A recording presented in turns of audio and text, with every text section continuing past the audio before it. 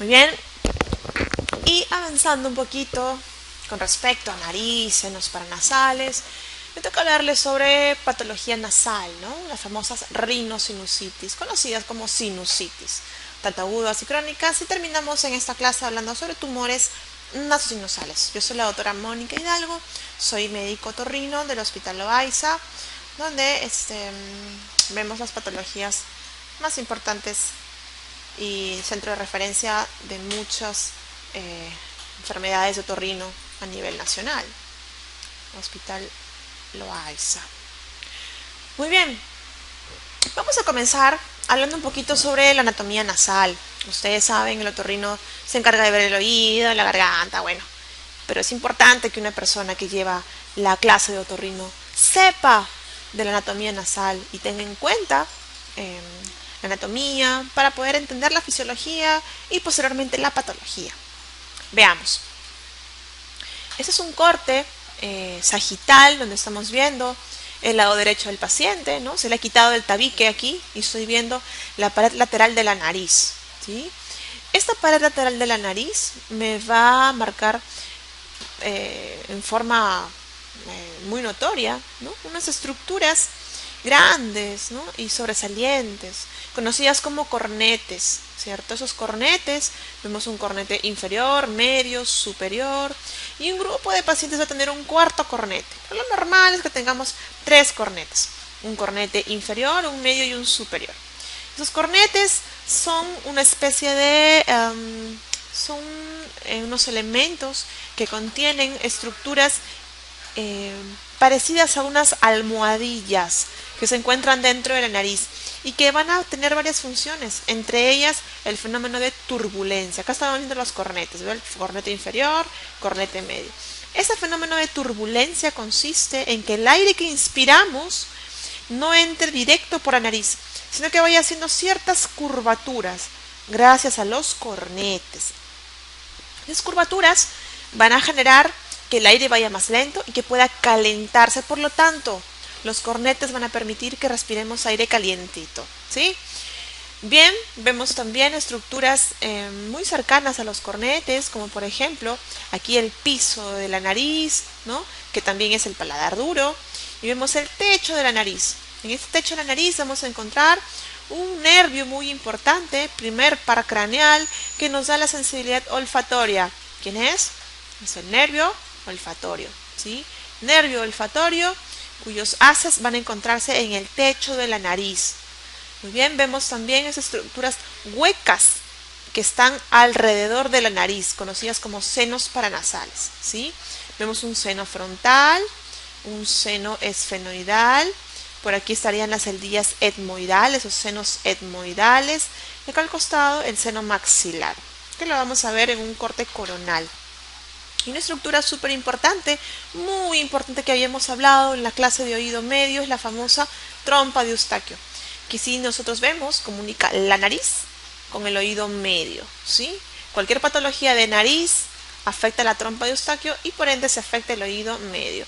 Y acá vemos a la entrada de la nariz esta famosa narina con las famosas vibrisas, que son vellos que se encargan de purificar el aire que inspiramos, haciendo que las partículas de polvo se queden adheridas. El mismo corte, pero incluimos aquí el tabique o septum, que tiene una porción cartilaginosa y tiene una porción ósea. ¿Vean? Aquí el paladar blando, el paladar duro, la trompa de Eustaquio, ¿sí? Aquí estamos viendo la lengua, la base de la lengua, epilotis, súper importante. Con esta imagen yo tengo que demostrarles a ustedes la importancia de la permeabilidad de la vía aérea superior. Paciente que tiene problemas a nivel de nariz, pero sobre todo a nivel de paladar blando, a nivel de base de la lengua y paredes laterales, son los pacientes que tienen condición o que son susceptibles a ronquidos y apnea del sueño, ¿sí? Los pacientes que tienen esos problemas a nivel de la vía aérea superior son los que condicionan, y también epiglotis, son los que condicionan a hacer colapsos y tener problemas de ronquidos y apnea del sueño. Muy bien, vemos también esa estructura ¿no? Es un corte coronal en el cual estoy viendo yo en forma marcada, ¿no? Los senos paranasales, ustedes saben que es para, significa al lado de o alrededor de la nariz, paranasales. Tenemos senos frontales, tenemos senos maxilares por aquí, maxilares. Tenemos aquí un septum o llamado también tabique, que me separa la fosa nasal derecha de la fosa nasal izquierda. Y aquí el cornete inferior, cornete medio y más arriba el cornete superior. Vemos la trompa de Eustaquio en relación con la nariz y en relación al oído medio. Y vemos que de la nariz, por la nariz está drenando un conducto que se encarga de comunicar el ojo y la nariz, el famoso conducto lacrimonasal que termina en un saco lacrimal, ¿sí? Y las lágrimas se depositan en este saco. No se olviden que este saco no produce las lágrimas se producen en la glándula lacrimal, aquí superior al canto externo del ojo. Entonces las lágrimas vienen por esta zona, se depositan a través de los puctum, ¿cierto? Y se van a reservar, o es un reservorio, la bolsa o el saco lacrimal, que va a caer a través del conducto lacrimonasal por debajo de la nariz, debajo del cornete inferior. A este agujero se le conoce como meato inferior. Vemos también que existe otro meato, que es el meato medio, por donde va a drenar el seno maxilar, frontal y también el etmoidal anterior. Y el meato superior, donde drena el seno esfenoidal y etmoidal posterior. Muy bien. Recordar entonces que los senos paranasales son expansiones de la nariz dentro de los huesos craneales. El seno más grande, el seno maxilar, ¿cierto? El seno o las celdillas o los senos que nos acompañan desde el nacimiento, ¿cierto? Celdillas etmoidales y maxilar son los que nacemos, con los cuales nacemos. El último seno en desarrollarse, el seno frontal, Muy bien, vemos que la nariz y los senos paranasales van a tener meatos, ¿cierto? Meato superior, donde van a drenar el esfenoides y el etmoidal posterior, lo acabo de mencionar. Meato medio, el más importante, por donde drena el seno maxilar y las celdillas etmoidales anteriores y el seno frontal. Y el meato inferior, donde se drena exclusivamente el conducto lacrimonasal. Muy bien, hablemos un poquito sobre la rinosinusitis, ¿no? La famosa sinusitis, cuyo término correcto y adecuado es el hablar de rinosinusitis. Bien, veamos cuáles son las diferencias entre los senos normales y los senos enfermos. Vemos que las diferencias van a encontrarse básicamente en el grosor de la mucosa de los senos y también cuando estos senos, que se encargan de producir moco, por cierto, se engruesan, el óseo de drenaje se obstruye y van a generar acúmulo de secreciones que pueden ser posteriormente infectados. Entonces, esto es una rinosinusitis, ¿sí? Aquella patología infecciosa donde hay alteración a nivel de la mucosa nasal, acúmulo de secreciones e infección. Entonces, ¿cómo se define una rinosinusitis? Es aquella inflamación de las fosas nasales, pero sobre todo de los senos paranasales, donde existen dos o más características que pueden ser las siguientes: dolor o presión a nivel facial, hay obstrucción nasal y también puede haber disminución o pérdida del olfato, ¿sí? Y además habría que agregarle una más acá: secreción sobre todo posterior, es decir, secreción que está pasando de la nariz hacia la garganta. Vemos también que si ponemos un endoscopio dentro de la nariz podríamos encontrar secreción, pólipos, edema y algunas alteraciones en la tomografía, pero básicamente son los síntomas aquí más la secreción lo que nos dan el diagnóstico. Tenemos que existe una duración de menos de 12 semanas para la rinosinusitis aguda y cuando es crónica estamos hablando de más de 12 semanas de tiempo de enfermedad. Además, podemos encontrar rinosinusitis crónicas, a la vez subdividirse en sin pólipos y con pólipos. Pero aquí lo importante es el tiempo de evolución. Más de 12 semanas es una rinosinusitis crónica.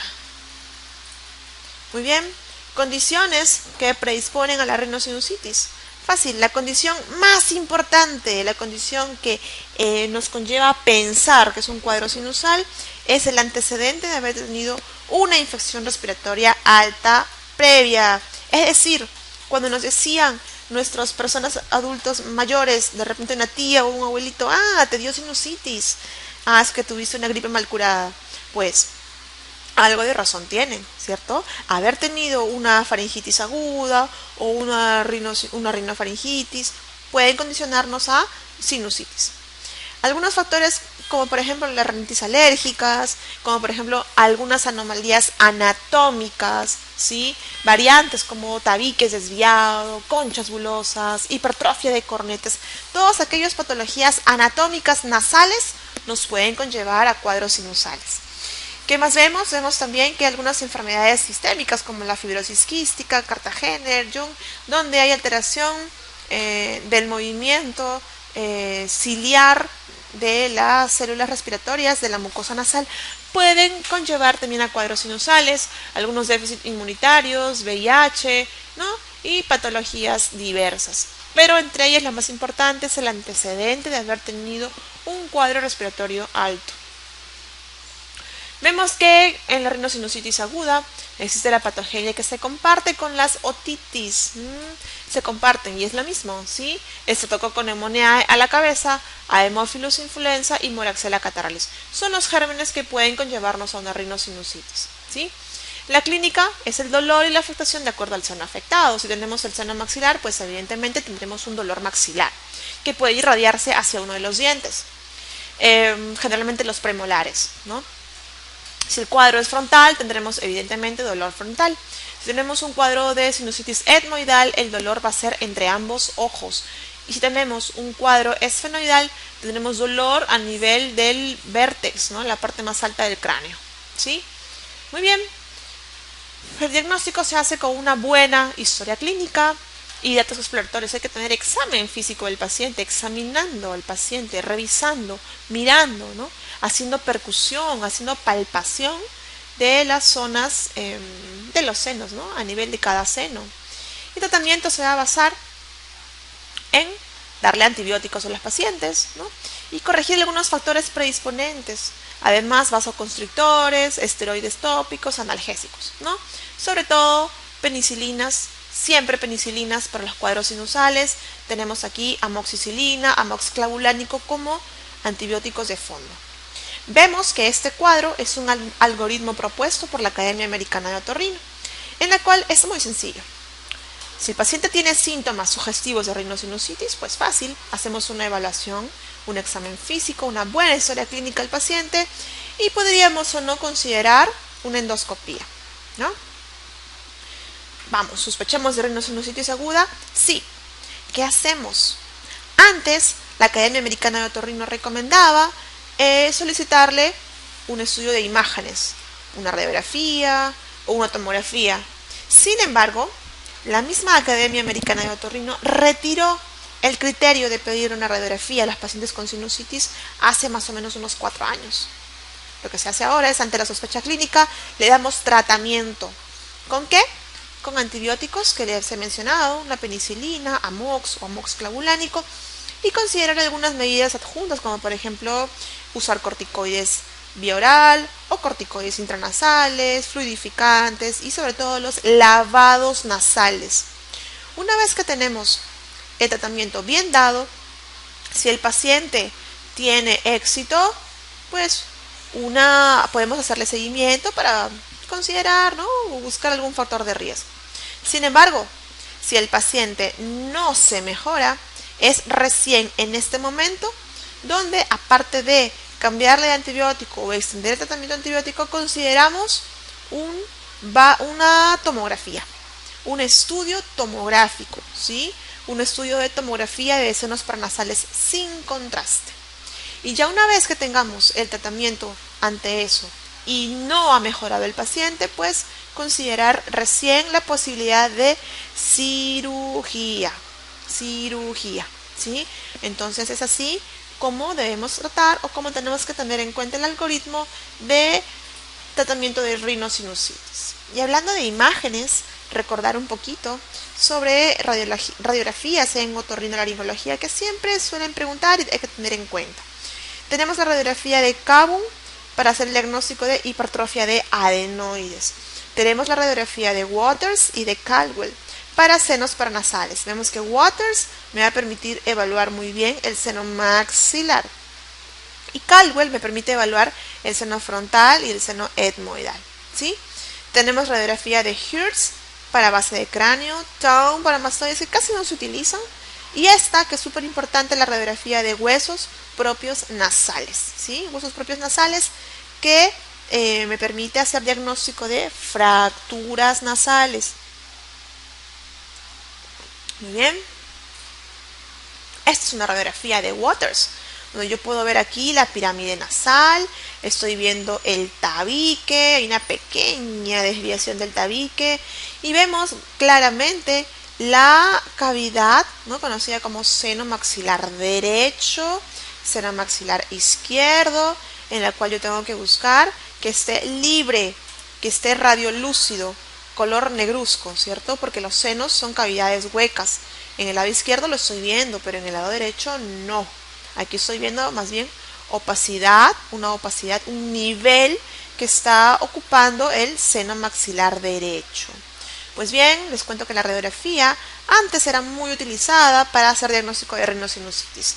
Sin embargo, por su poca especificidad y porque no se pueden ver algunas estructuras importantes, la tendencia actual es pedir un estudio que se llama tomografía, que me permite correlacionar muy bien la patología sinusal. Veo acá un tabique que también lo veo desviado, lo veo mucho mejor, un septum desviado, veo el seno maxilar izquierdo libre, permeable, sin embargo el seno maxilar derecho está ocupado, ¿cierto? Todo el seno maxilar va a tener una imagen opaca, ¿no? Aparentemente contenido purulento, eso es de este paciente, ¿sí? Vemos que el contenido purulento es una infección aguda. Y acá, en esa otra imagen, yo voy a poder ver lo mismo, ¿cierto? El tabique o septum, pero estoy viendo acá un problema anatómico importante, una desviación del tabique. El tabique está doblado y esa desviación del tabique puede generar que haya ciertas alteraciones para ventilar en esta fosa nasal. Entonces, ya que tengo un tabique desviado, esa nariz no funciona bien, hay acúmulo de secreciones, cuadros alérgicos a repetición, que obstruyen el drenaje del seno maxilar, conllevando a un cuadro de sinusitis. Bien, entonces la radiografía es un poco inespecífica. La tomografía me permite evaluar muchísimo mejor la cavidad y las estructuras anatómicas dentro de la nariz. Encontramos también algunas variantes anatómicas como esta. Esta variante conocida como concha bulosa es un cornete medio grande, crecido, neumatizado, que puede tener también como consecuencia la obstrucción del drenaje del seno maxilar. Obstruye y el paciente puede tener una rinosinusitis. Muy bien, vemos cuáles son las indicaciones. Pues lo que siempre pedimos, una tomografía sin contraste para ver el hueso, complejo osteomiatal, para ver sinusitis, ¿no?, pólipos, ¿no? Son tomografías de rutina que pedimos. Una tomografía con contraste, aquí ya cambia la cosa. Aquí lo vamos a pedir cuando estamos sospechando de alguna complicación de una sinusitis, ¿no?, como abscesos, problemas orbitarios, tumores y sobre todo para patología vascular. Cuando pensamos en tumores o patología vascular, siempre pedir con contraste. Muy bien, tenemos aquí la resonancia. La resonancia me va a dar una buena diferenciación entre partes blandas y líquido, ¿sí? Pero no es buena para las partes óseas. La resonancia yo la voy a pedir cuando tengo, por ejemplo, sospecha de una fístula de líquido cefalorraquídeo, cuando sospecho de alguna, que es una dehiscencia, cuando sospecho de alguna masa, algún tumor, ahí voy pidiendo una resonancia. Muy bien, hay que hacer diagnóstico diferencial. Muchas veces los pacientes vienen a la consulta y dicen: doctora, vengo porque tengo sinusitis. Vamos, ¿tiene dolor? No. ¿Tiene moco verde que está pasando por detrás de la boca? No. ¿Tiene obstrucción nasal? No. Entonces, muchos de ellos son confundidos como rinosinusitis, pero pueden ser muchos de los que están aquí, estoy mencionándoles, ¿no? Entonces, en la cabeza, ¿cuál es la patología que se hace con mucha frecuencia diagnóstico diferencial con rinosinusitis, las rinitis alérgicas. Muchos pacientes tienen rinitis alérgica y vienen a la consulta pensando que tienen sinusitis. Pero no, es un cuadro inflamatorio donde no hay componente bacteriano. Es decir, la secreción en una rinosinusitis alérgica, una rinitis alérgica, es una secreción clara, acuosa, mientras que en una rinosinusitis ya estamos hablando de secreción amarillenta, verdosa, ¿sí? Vemos también cuadros infecciosos virales, que solo se quedan en la nariz, rinitis infecciosas, rinitis no alérgicas, ¿no? La rinitis vasomotora, que es un tipo de rinitis en la cual el paciente se obstruye de la nariz cuando cambia de temperatura y cuando cambia de postura, ¿sí? Vemos que el uso de algunos medicamentos también condicionan a patologías de dolor crónico de nariz, secundaria algunos medicamentos o algunos procesos como el embarazo,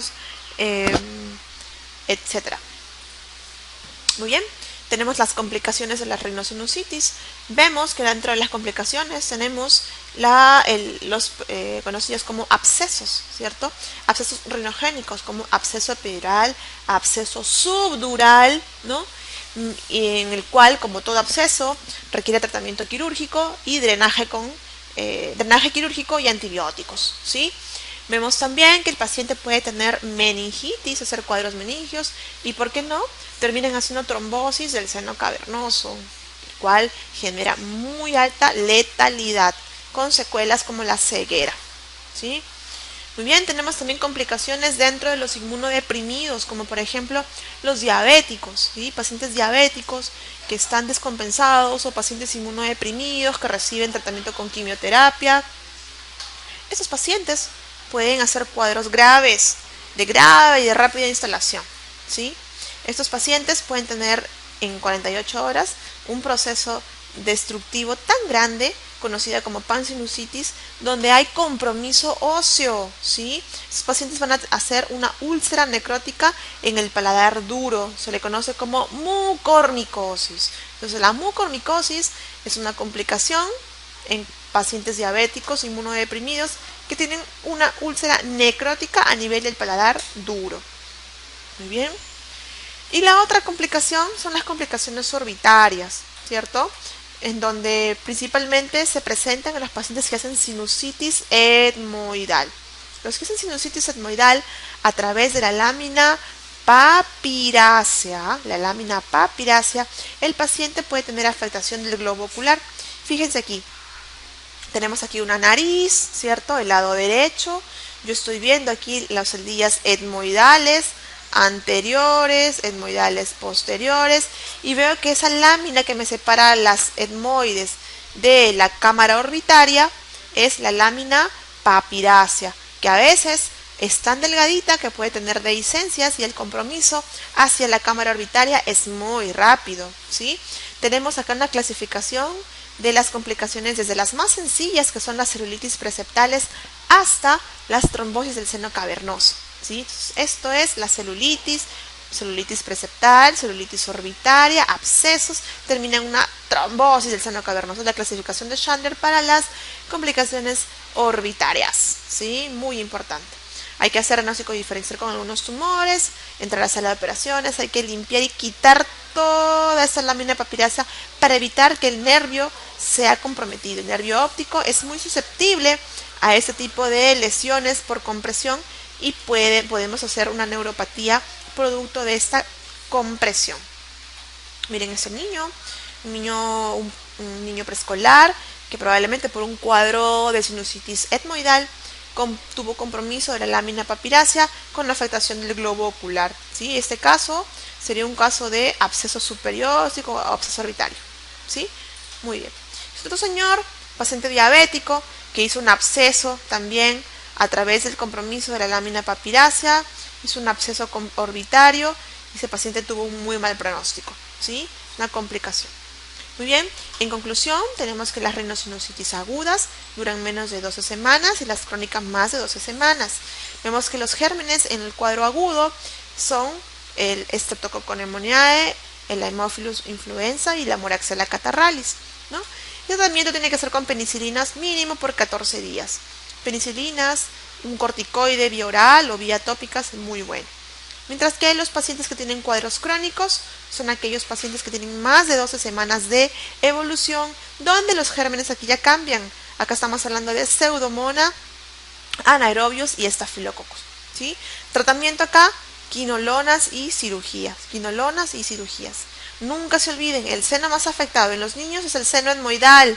El seno etmoidal. Y en los adultos es el seno maxilar, como le estamos viendo acá. Seno maxilar en los adultos. Muy bien, y terminamos esta otra parte de nariz y senos paranasales hablándoles sobre tumores. Tumores de senos paranasales.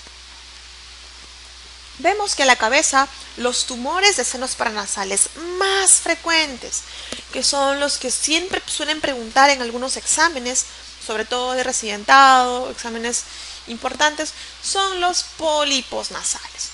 Pólipos nasales, tumor benigno más frecuente de la nariz y senos paranasales. Son aquellas proliferaciones de la mucosa nasal de origen inflamatorio y naturaleza benigna. O sea, estos son pólipos benignos, suelen ser bilaterales. Los pólipos nasales son bilaterales, tumores benignos, que a veces suelen asociarse al asma, suelen asociarse a la rinitis alérgica y algunos tumores de la fibrosis quística y síndrome de Cartagena, ¿sí? ¿Qué pasa? ¿Cuál es la causa de la poliposis nasal? Existe una disarmonía del sistema neurovegetativo, es decir, por un problema neurovegetativo comienza a crecer y a proliferar la mucosa nasal, dándonos lesiones tumorales benignas. ¿Qué cosa me producen? Me producen obstrucción nasal bilateral. Obstrucción nasal bilateral. Vemos que el diagnóstico se hace mirando la nariz o con una endoscopía y una tomografía sin contraste. Hay que hacer diagnóstico diferencial con cánceres, tumores malignos o otro tipo de tumores, ¿sí? Tratamiento, si es que es pequeñito, spray nasales. Si es que es grande, cirugía.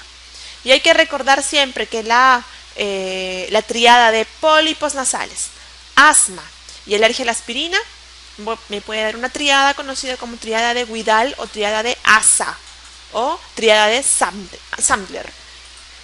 Muy bien. Nunca se olviden, los pólipos nasales son tumores benignos que se van a encontrar dentro de la nariz, ¿sí? Y que van a tener una característica, tienen aspecto de uva pelada, ¿sí? Cuando les pregunten en el examen, paciente con tumores que tienen aspecto de uva pelada, pólipos nasales, ¿sí? Pólipos nasales, ¿no? Aspecto de uva pelada, que pueden caer inclusive por detrás de la úvula y pueden verse, ¿no? Tumores benignos bilaterales que afectan todos los senos, ¿sí? Pólipos nasales. Muy bien, vemos también otras lesiones tumorales, en este caso tumores quísticos conocidos como mucoceles. ¿Qué son los mucoceles? Son quistes que se producen por obstrucción del drenaje del moco, ¿sí? Entonces son lesiones quísticas que van a contener moco en su contenido, ¿sí? Y lo raro de esto, o lo característico de esto, es que tienen un efecto expansivo. Es decir, estos quistes o estos mucoceles van a generar alteraciones anatómicas marcadas en la cara, ¿cierto?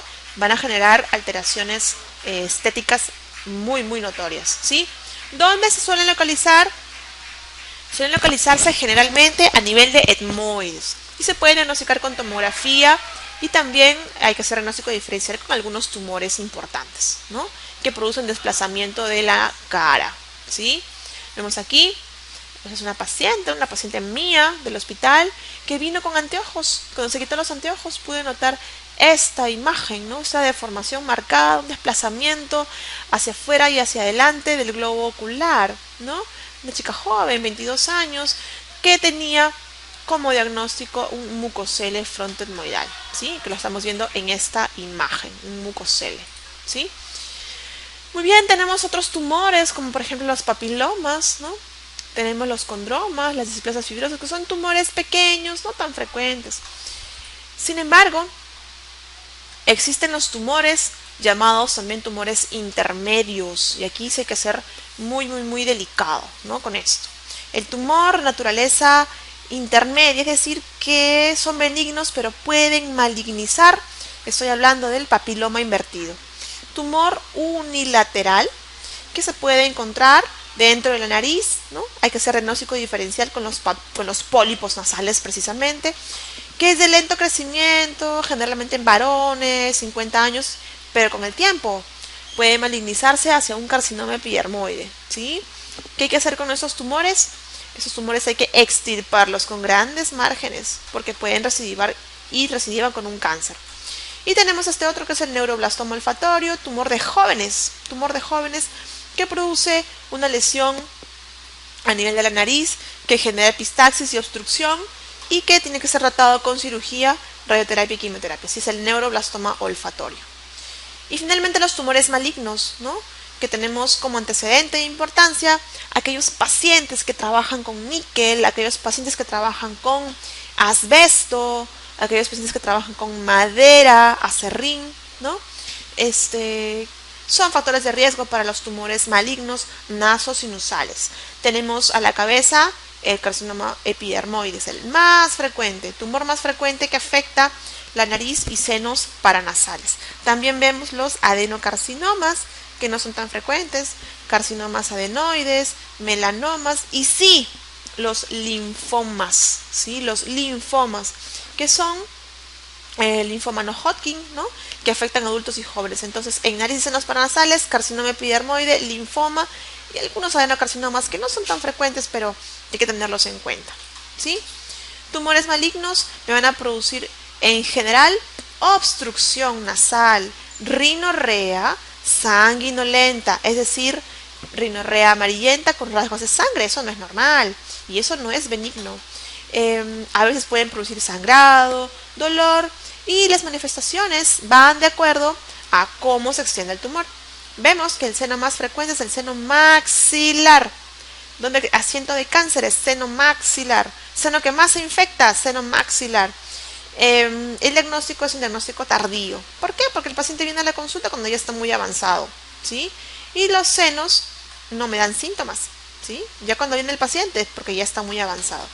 El diagnóstico, hay que entrar a mirar y sobre todo una imagen con contraste y una biopsia, ¿sí? Biopsia y tomografía o resonancia con contraste. Hay que hacer el tratamiento de acuerdo al estirpe, de acuerdo al grado de afectación, con cirugía, quimioterapia y radioterapia. Muy bien. Carcinoma epidermoide del senos paranasales, seno maxilar del lado derecho, me da lesiones tumorales que son sangrantes, que pueden producir rinorrea sanguinolenta y cuadros obstructivos. Que si vemos en imágenes, ¿no? Felizmente podríamos en algunos casos operarlos y extirparlos y quitarnos la enfermedad, dependiendo del grado de avance del paciente. Muy bien, eso sería todo. Muchas gracias por su atención.